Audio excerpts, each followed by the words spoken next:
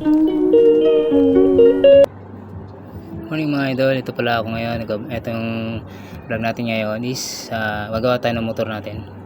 Papalit ako ng disc, brake disc mga idol, kasi medyo pudpud na mga idol ang disc natin.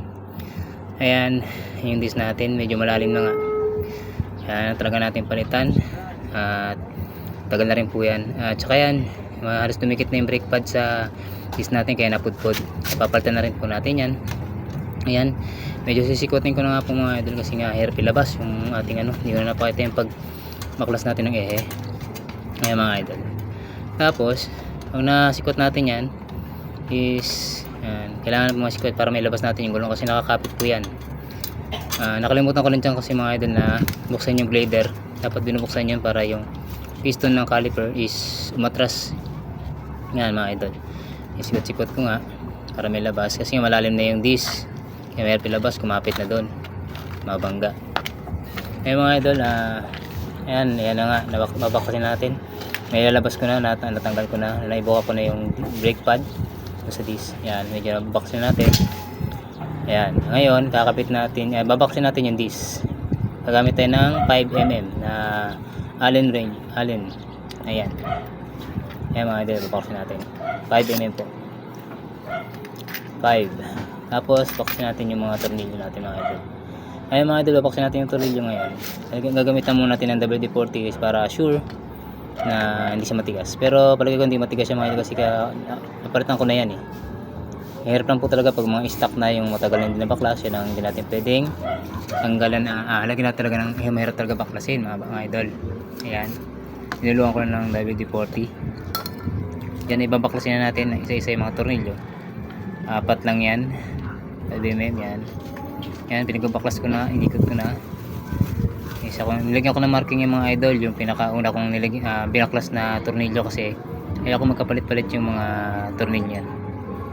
Ayan mga idol, tapos na natin na ikakabitan natin itong bago. Ito yung sa Sonic to idol na disc, ito yung kakabit natin.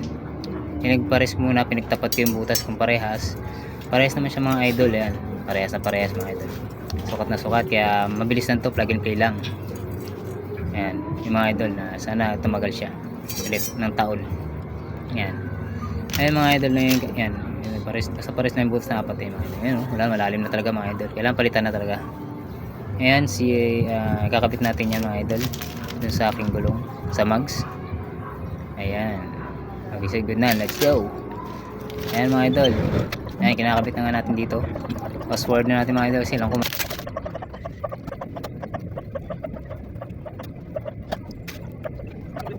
mga idol, good na yung ating motor.